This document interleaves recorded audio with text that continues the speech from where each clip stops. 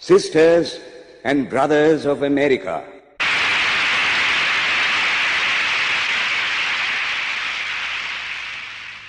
it fills my heart with joy unspeakable to rise in response to the warm and cordial welcome which you have given us. I thank you in the name of the most ancient order of monks in the world. I thank you in the name of the mother of religions. And I thank you in the name of the millions and millions of Hindu people of all classes and sects. My thanks also to some of the speakers on this platform who, referring to the delegates from the Orient, have told you that these men from far-off nations may well claim the honor of bearing to different lands the idea of toleration. I am proud to belong to a religion which has taught the world both tolerance and universal acceptance. We believe not only in universal toleration, but we accept all religions as true. I am proud to belong to a nation which has sheltered the persecuted and the refugees of all religions and all nations of the earth. I am proud to tell you that we have gathered in our bosom the purest remnant of the Israelites who came to southern India and took refuge with us in the very year in which their holy temple was shattered to pieces by Roman tyranny. I am proud to belong to the religion which has sheltered and is still fostering the remnant of the grand Zoroastrian nation. I will quote to you, brethren, a few lines from a hymn which I remember to have repeated from my earliest boyhood, which is every day repeated by millions of human beings. As the different streams, having their sources in different places, all mingle their water in the sea, so, O Lord, the different paths which men take through different tendencies, various though they appear, crooked or straight, all lead to Thee. The present convention, which is one of the most august assemblies ever held, is in itself a vindication, a declaration to the world of the wonderful doctrine preached in the Gita. Whosoever comes to me, through whatsoever form, I reach him. All men are struggling through paths which in the end lead to me. Sectarianism, bigotry, and its horrible descendant, fanaticism, have long possessed this beautiful earth. They have filled the earth with violence, drenched it often and often with human blood, destroyed civilization, and sent whole nations to despair. Had it not been for these horrible demons, human society would be far more advanced than it is now. But their time is come, and I fervently hope that the bell that tolled this morning in honor of this convention may be the death knell of all fanaticism, of all persecutions with the sword or with the pen, and of all uncharitable feelings between persons wending their way to the same goal.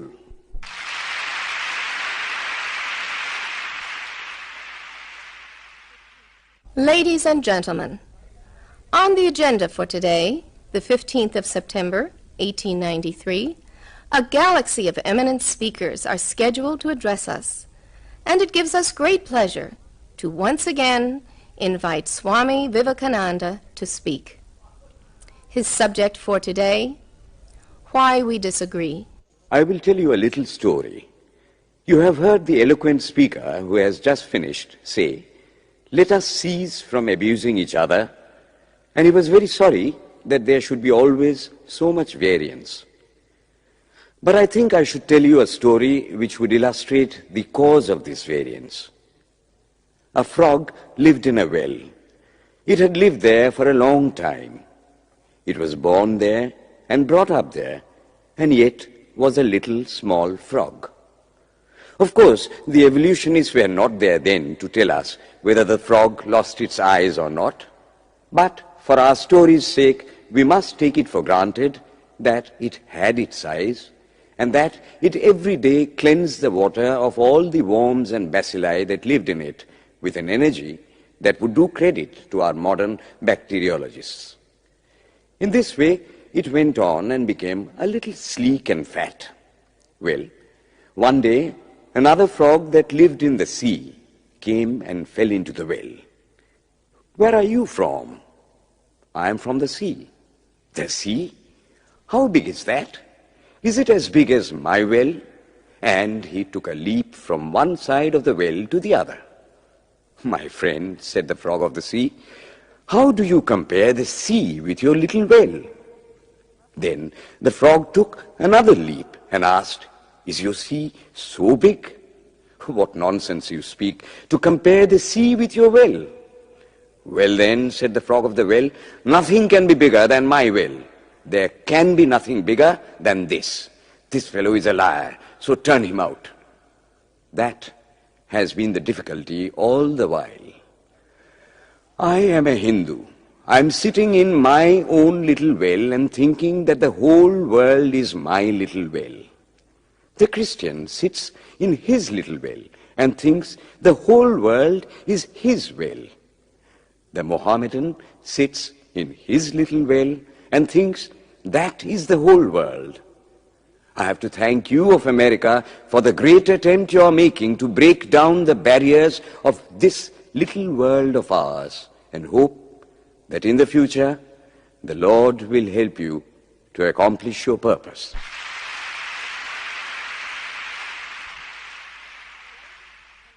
Delegates and friends, today, the 19th of September, 1893, is the 9th day of the World's Parliament of Religions. We have had the privilege of listening to many distinguished speakers from the world over address us on a variety of subjects. The time is at hand to now listen to the great monk from India, Swami Vivekananda, read his paper on Hinduism.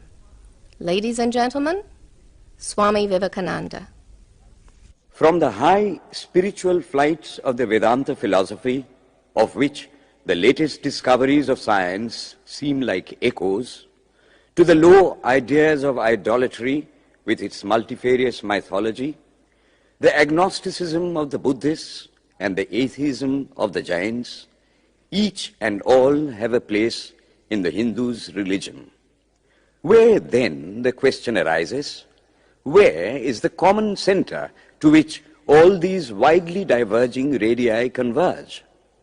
Where is the common basis upon which all these seemingly hopeless contradictions rest?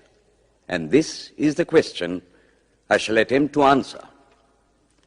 The Hindus have received their religion through revelation, the Vedas. They hold that the Vedas are without beginning and without end.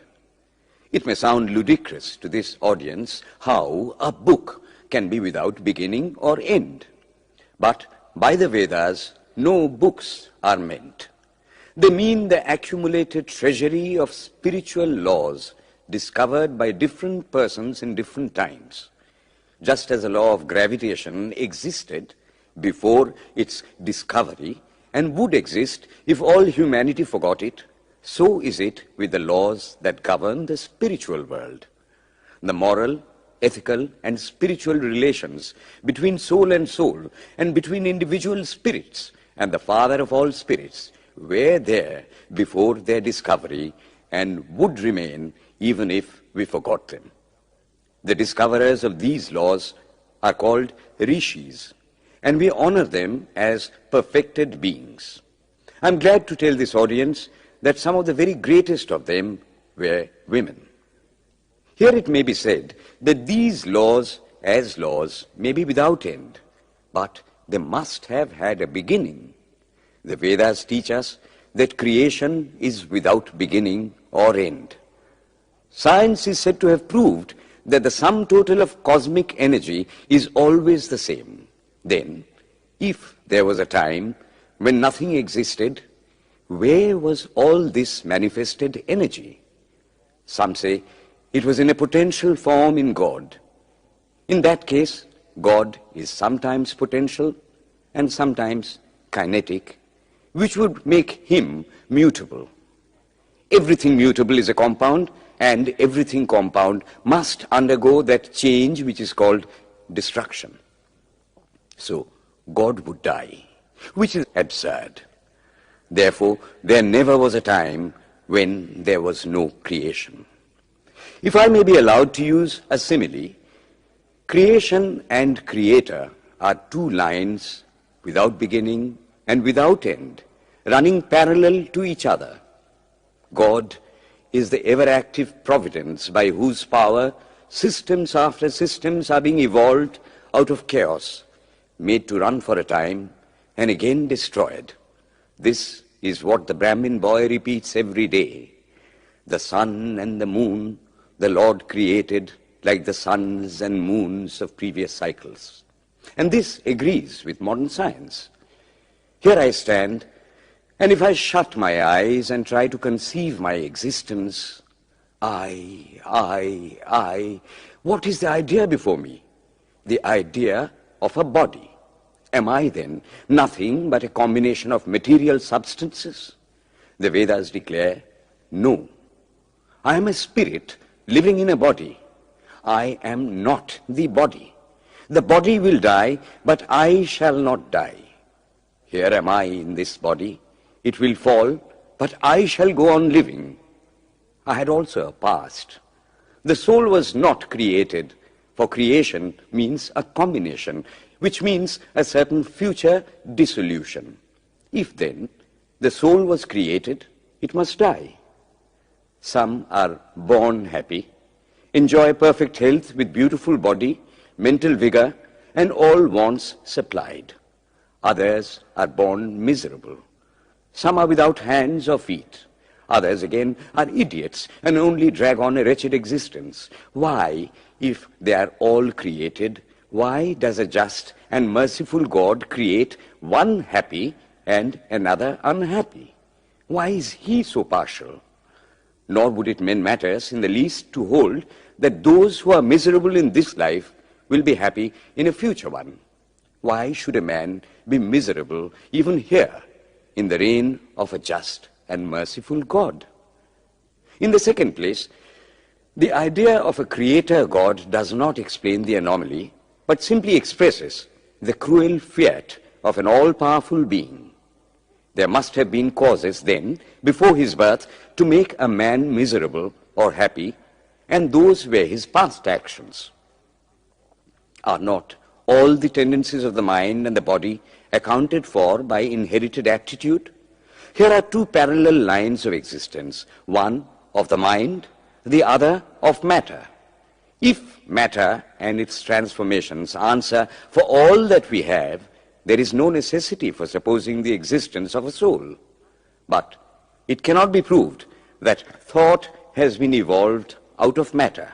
And if a philosophical monism is inevitable, spiritual monism is certainly logical and no less desirable than a materialistic monism.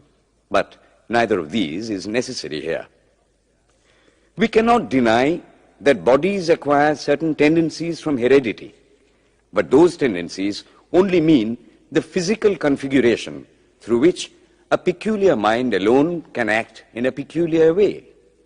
There are other tendencies peculiar to a soul caused by his past actions, and a soul with a certain tendency would, by the laws of affinity, take birth in a body which is the fittest instrument for the display of that tendency. This is in accord with science, for science wants to explain everything by habit, and habit is got through repetitions.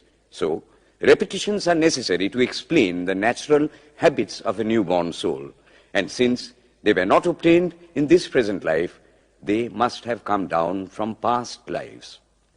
There is another suggestion. Taking all these for granted, how is it that I do not remember anything of my past life? This can be easily explained. I am now speaking in English. It is not my mother tongue.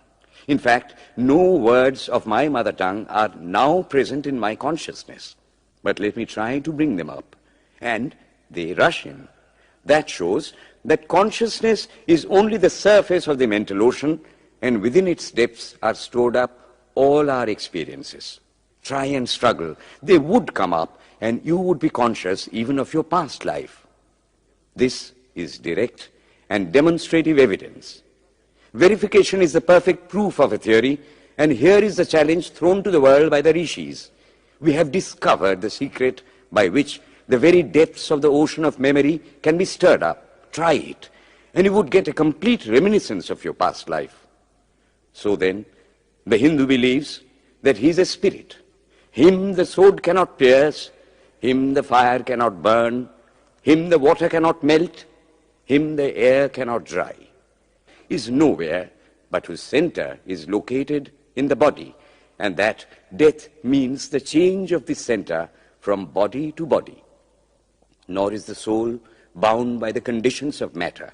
In its very essence, it is free, unbounded, holy, pure, and perfect. But somehow or other, it finds itself tied down to matter and thinks of itself as matter. Why should the free, perfect, and pure being be thus under the thraldom of matter is the next question. How can the perfect soul be deluded into the belief that it is imperfect? We have been told that the Hindus shirk the question and say that no such question can be there. Some thinkers want to answer it by positing one or more quasi-perfect beings and use big scientific names to fill up the gap. But naming is not explaining. The question remains the same. How can the perfect become the quasi-perfect? How can the pure, the absolute, change even a microscopic particle of its nature? But the Hindu is sincere. He does not want to take shelter under sophistry. He is brave enough to face the question in a manly fashion, and his answer is, I do not know. I do not know how the perfect being, the soul, came to think of itself as imperfect, as joined to and conditioned by matter. But the fact is a fact for all that. It is a fact in everybody's consciousness that one thinks of oneself as the body. The Hindu does not attempt to explain why one thinks one is the body. The answer, that it is the will of God, is no explanation. This is nothing more than what the Hindu says, I do not know.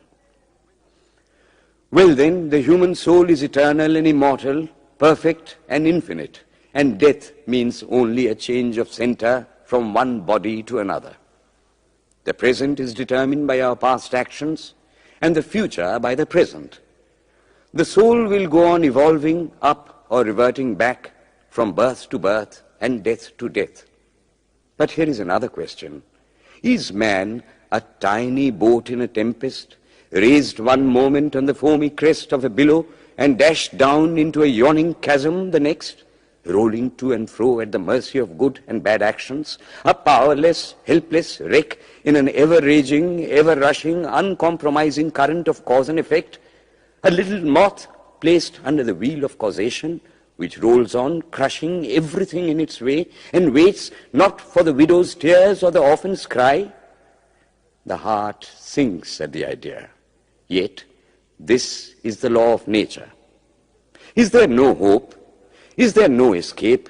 Was the cry that went up from the bottom of the heart of despair. It reached the throne of mercy, and words of hope and consolation came down and inspired a Vedic sage, and he stood up before the world and in trumpet voice proclaimed the glad tidings. Hear ye, children of immortal bliss, even ye that reside in higher spheres. I have found the ancient one who is beyond all darkness, all delusion. Knowing him alone, you shall be saved from death over again. Children of immortal bliss. What a sweet, what a hopeful name. Allow me to call you, brethren, by that sweet name, heirs of immortal bliss. Yea, the Hindu refuses to call you sinners. We are the children of God, the sharers of immortal bliss, holy and perfect beings. Ye divinities on earth, sinners, it is a sin to call a man so. It is standing libel on human nature. Come up, O lions, and shake off the delusion that you are sheep. You are souls immortal, spirits free, blessed and eternal. Ye are not matter, ye are not bodies. Matter is your servant, not you the servant of matter. Thus it is that the Vedas proclaim not a dreadful combination of unforgiving laws, not an endless prison of cause and effect, but that, at the head of all these laws, in and through every particle of matter and force stands one, by whose command the wind blows, the fire burns, the clouds rain, and death stalks upon the earth. And what is his nature? He is everywhere, the pure and formless one, the Almighty and the All-Merciful. Thou art our Father, thou art our Mother, thou art our beloved friend, thou art the source of all strength. Give us strength. Thou art he that beareth the burdens of the universe. Help me bear the little burden of this life. Thus sang the rishis of the Vedas. And how to worship him? Through love. He is to be worshipped as the one beloved, dearer than everything in this and the next life. This is the doctrine of love declared in the Vedas, and let us see how it is fully developed and taught by Krishna, whom the Hindus believe to have been God incarnate on earth. He taught that a man ought to live in this world like a lotus leaf, which grows in water, but is never moistened by water. So a man ought to live in the world, his heart to God and his hands to work. It is good to love God for hope of reward in this or the next world, but it is better to love God for love's sake. And the prayer goes, Lord, I do not want wealth, nor children, nor learning. If it be thy will, I shall go from birth to birth. But grant me this, that I may love thee without the hope of reward. Love unselfishly for love's sake. One of the disciples of Krishna, the then Emperor of India, was driven from his kingdom by his enemies and had to take shelter with his queen in a forest in the Himalayas. And there, one day, the queen asked him how it was that he, the most virtuous of men, should suffer so much misery. Yudhishthira answered, Behold, my queen, the Himalayas. How grand and beautiful they are. I love them. They do not give me anything, but my nature is to love the grand, the beautiful. Therefore, I love them. Similarly, I love the Lord. He is the source of all beauty, of all sublimity. He is the only object to be loved. My nature is to love him, and therefore I love. I do not pray for anything. I do not ask for anything. Let him place me wherever he likes. I must love him for love's sake. I cannot trade in love. The Vedas teach that the soul is divine, only held in the bondage of matter. Perfection will be reached when this bond will burst, and the word they use for it is, therefore, mukti, freedom. Freedom from the bonds of imperfection, freedom from death and misery. And this bondage can only fall off through the mercy of God, and this mercy comes on the pure. So, purity is the condition of his mercy. How does that mercy act? He reveals himself to the pure heart. The pure and the stainless see God, yea, even in this life. Then and then only, all the crookedness of the heart is made straight. Then all doubt ceases. He is no more the freak of a terrible law of causation. This is the very center, the very vital conception of Hinduism. The Hindu does not want to live upon words and theories. If there are existences beyond the ordinary sensuous existence, he wants to come face to face with them. If there is a soul in him which is not matter, if there is an all-merciful universal soul, he will go to him direct. He must see him, and that alone can destroy all doubts. So, the best proof a Hindu sage gives about the soul, about God, is, I have seen the soul, I have seen God. And that is the only condition of perfection. The Hindu religion does not consist in struggles and attempts to believe a certain doctrine or dogma, but in realizing, not in believing, but in being and becoming. Thus, the whole object of their system is by constant struggle to become perfect, to become divine, to reach God and see God. And this reaching God, seeing God, becoming perfect, even as the Father in heaven is perfect, constitutes the religion of the Hindus. And what becomes of a man when he attains perfection? He lives a life of bliss infinite. He enjoys infinite and perfect bliss, having obtained the only thing in which man ought to have pleasure, namely God, and enjoys the bliss with God. So far, all the Hindus are agreed. This is the common religion of all the sects of India.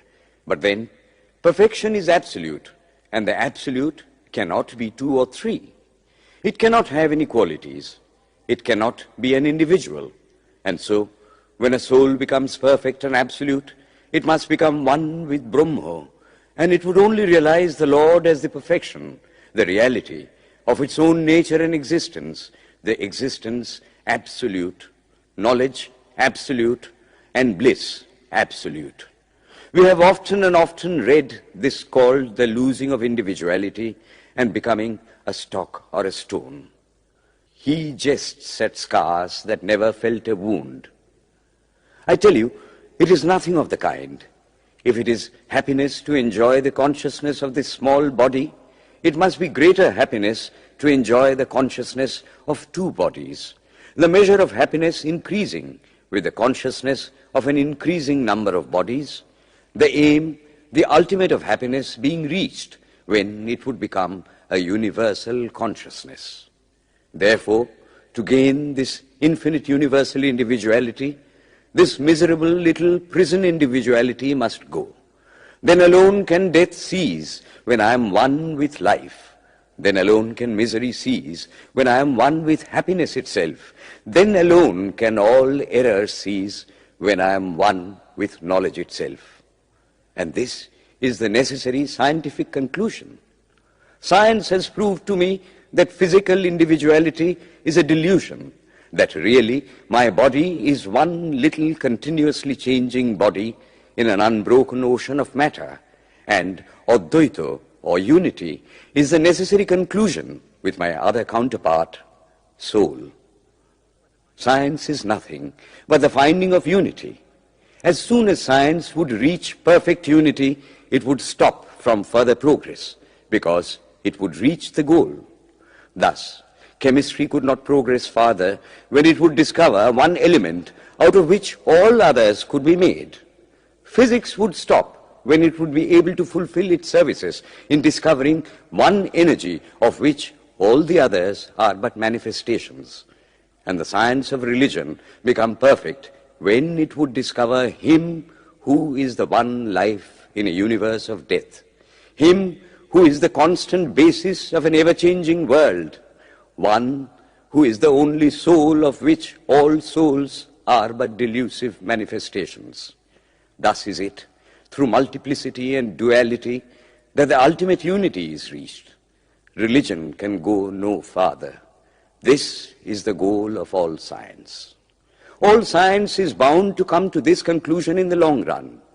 Manifestation and not creation is the word of science today. And the Hindu is only glad that what he has been cherishing in his bosom for ages is going to be taught in more forcible language and with further light from the latest conclusions of science. Descend we now from the aspirations of philosophy to the religion of the ignorant. At the very outset, I may tell you that there is no polytheism in India. In every temple, if one stands by and listens, one will find the worshippers applying all the attributes of God, including omnipresence, to the images. It is not polytheism, nor would the name henotheism explain the situation. The rose, called by any other name, would smell as sweet. Names are not explanations. The tree is known by its fruits. When I have seen amongst them that are called idolaters, men, the like of whom, in morality and spirituality and love, I have never seen anywhere, I stop and ask myself, can sin beget holiness? Superstition is a great enemy of man, but bigotry is worse. Why does a Christian go to church? Why is the cross holy? Why is the face turned toward the sky in prayer? Why are there so many images in the Catholic Church? Why are there so many images in the minds of Protestants when they pray? My brethren, we can no more think about anything without a mental image than we can live without breathing.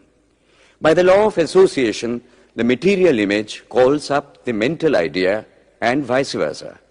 This is why the Hindu uses an external symbol when he worships. He will tell you it helps to keep his mind fixed on the being to whom he prays. He knows, as well as you do, that the image is not God, is not omnipresent. After all, how much does omnipresence mean to almost the whole world? It stands merely as a word, a symbol. Has God superficial area? If not, when we repeat that word omnipresent, we think of the extended sky or of space. That is all. As we find that somehow or other, by the laws of our mental constitution, we have to associate our ideas of infinity with the image of the blue sky or of the sea, so we naturally connect our idea of holiness with the image of a church, a mosque, or a cross. The Hindus have associated the ideas of holiness, purity, truth, omnipresence, and such other ideas with different images and forms. But with this difference, that while some people devote their whole lives to their idol of a church and never rise higher, because with them religion means an intellectual assent to certain doctrines and doing good to their fellows, the whole religion of the Hindu is centered in realization. Man is to become divine by realizing the divine. Idols or temples or churches or books are only the supports, the helps of his spiritual childhood, but on and on he must progress. He must not stop anywhere. External worship, material worship, say the scriptures, is the lowest stage. Struggling to rise high, mental prayer is the next stage. But the highest stage is when the Lord has been realized. Mark, the same earnest man who is kneeling before the idol tells you, him the sun cannot express, nor the moon, nor the stars, the lightning cannot express him, nor what we speak of as fire. Through him they shine. But he does not abuse anyone's idol or call its worship sin. He recognizes in it a necessary stage of life. The child is father of the man. Would it be right for an old man to say that childhood is a sin or youth is a sin? If a man can realize his divine nature with the help of an image, would it be right to call that a sin? Nor, even when he has passed that stage, should he call it an error. To the Hindu, man is not traveling from error to truth, but from truth to truth, from lower to higher truth. To him, all the religions, from the lowest fetishism to the highest absolutism, mean so many attempts of the human soul to grasp and realize the infinite, each determined by the conditions of its birth and association, and each of these marks a stage of progress. And every soul is a young eagle soaring higher and higher, gathering more and more strength till it reaches the glorious sun. Unity in variety is the plan of nature, and the Hindu has recognized it. Every other religion lays down certain fixed dogmas and tries to force society to adopt them. It places before society only one coat which must fit Jack and John and Henry all alike. If it does not fit John or Henry, he must go without a coat to cover his body. The Hindus have discovered that the absolute can only be realized or thought of or stated through the relative, and the images, crosses and crescents are simply so many symbols, so many pegs to hang spiritual ideas on. It is not that this help is necessary for everyone, but those that do not need it have no right to say that it is wrong, nor is it compulsory in Hinduism. One thing I must tell you, idolatry in India does not mean anything horrible. It is not the mother of harlots. On the other hand, it is the attempt of undeveloped minds to grasp high spiritual truths. The Hindus have their faults, they sometimes have their exceptions, but mark this, they are always for punishing their own bodies and never for cutting the throats of their neighbors. If the Hindu fanatic burns himself on the pyre, he never lights the fire of inquisition. And even this cannot be laid at the door of his religion any more than the burning of witches can be laid at the door of Christianity. To the Hindu, then, the whole world of religions is only a traveling, a coming up of different men and women through various conditions and circumstances to the same goal. Every religion is only evolving a God out of the material man, and the same God is the inspirer of all of them. Why, then, are there so many contradictions? They are only apparent, says the Hindu. The contradictions come from the same truth, adapting itself to the varying circumstances of different natures. It is the same light coming through glasses of different colors, and these little variations are necessary for purposes of adaptation.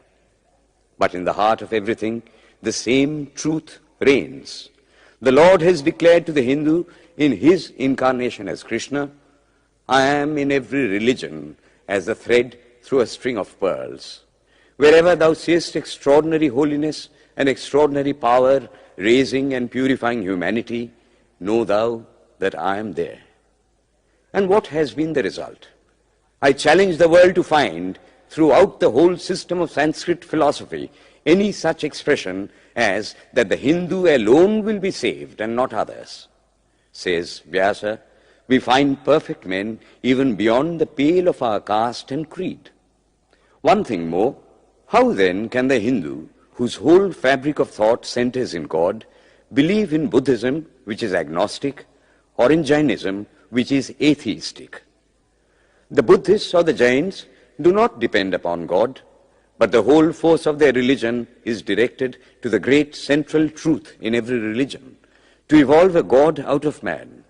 They have not seen the Father, but they have seen the Son, and he that hath seen the Son hath seen the Father also. This, brethren, is a short sketch of the religious ideas of the Hindus. The Hindu may have failed to carry out all his plans, but if there is ever to be a universal religion, it must be one which will have no location in place or time, which will be infinite like the God it will preach, and whose sun will shine upon the followers of Krishna and of Christ, on saints and sinners alike, which will not be Brahminic or Buddhistic, Christian or Mohammedan, but the sum total of all these, and still have infinite space for development, which in its Catholicity will embrace in infinite arms and find a place for every human being, from the lowest groveling savage, not far removed from the brute, to the highest man towering by the virtues of his head and heart almost above humanity, making society stand in awe of him and doubt his human nature. It will be a religion which will have no place for persecution or intolerance in its polity, which will recognize divinity in every man and woman, and whose whole scope, whose whole force will be centered in aiding humanity to realize its own true divine nature. May he, who is the Brahma of the Hindus, the Ahura Mazda of the Zoroastrians, the Buddha of the Buddhists, the Jehovah of the Jews, the Father in heaven of the Christians, give strength to you to carry out your noble idea. The star arose in the east. It traveled steadily towards the west, sometimes dimmed and sometimes effulgent, till it made a circuit of the world. And now it is again rising on the very horizon of the east, the borders of the sun pole, 1,000-fold more effulgent than it ever was before.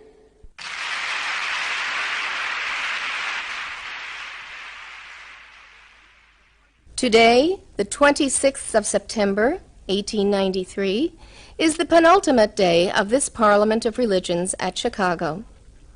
We have listened to engrossing discourses on the religions and theologies of the participating countries in these past 2 weeks. In continuing this series, Swami Vivekananda will now speak on Buddhism, the fulfillment of Hinduism. The religion of the Hindus is divided into two parts, the ceremonial and the spiritual.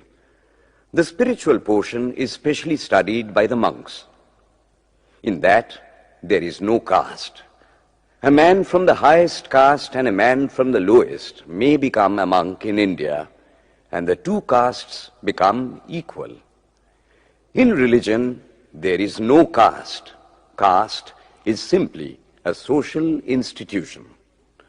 When Buddha was teaching, Sanskrit was no more the spoken language in India. It was then only in the books of the learned. Some of Buddha's Brahmin disciples wanted to translate his teachings into Sanskrit, but he distinctly told them, "I am for the poor, for the people. Let me speak in the tongue of the people." And so, to this day, the great bulk of his teachings are in the vernacular of that day in India. Whatever may be the position of philosophy, whatever may be the position of metaphysics, so long as there is such a thing as death in the world, so long as there is such a thing as weakness in the human heart, so long as there is a cry going out of the heart of man in his very weakness, there shall be a faith in God. Let us then join the wonderful intellect of the Brahmin with the heart, the noble soul, the wonderful humanizing power of the great Master.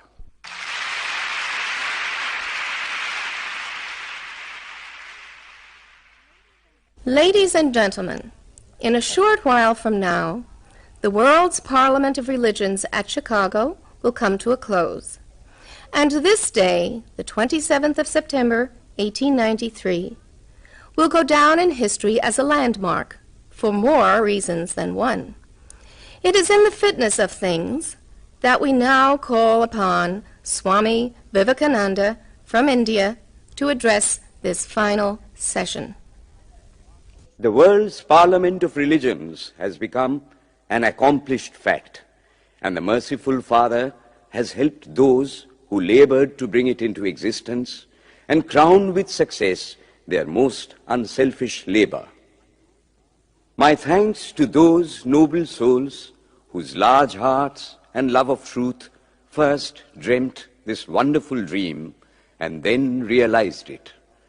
My thanks to the shower of liberal sentiments that has overflowed this platform. My thanks to this enlightened audience for their uniform kindness to me and for their appreciation of every thought that tends to smooth the friction of religions. A few jarring notes were heard from time to time in this harmony. My special thanks to them, for they have, by their striking contrast, made the general harmony the sweeter. Much has been said of the common ground of religious unity. I am not going just now to venture my own theory, but if anyone here hopes that this unity will come by the triumph of any one of the religions and the destruction of the others, to him I say, brother, yours is an impossible hope. Do I wish that the Christian would become Hindu? God forbid. Do I wish that the Hindu or Buddhist would become Christian? God forbid. The seed is put in the ground, and earth and air and water are placed around it. Does the seed become the earth or the air or the water? No. It becomes a plant. It develops after the law of its own growth, assimilates the air, the earth, and the water, converts them into plant substance, and grows into a plant. Similar is the case with religion. The Christian is not to become a Hindu or a Buddhist, nor a Hindu or a Buddhist to become a Christian, but each must assimilate the spirit of the others and yet preserve his individuality and grow according to his own law of growth. If the Parliament of Religions has shown anything to the world, it is this. It has proved to the world that holiness, purity, and charity are not the exclusive possessions of any church in the world, and that every system has produced men and women of the most exalted character.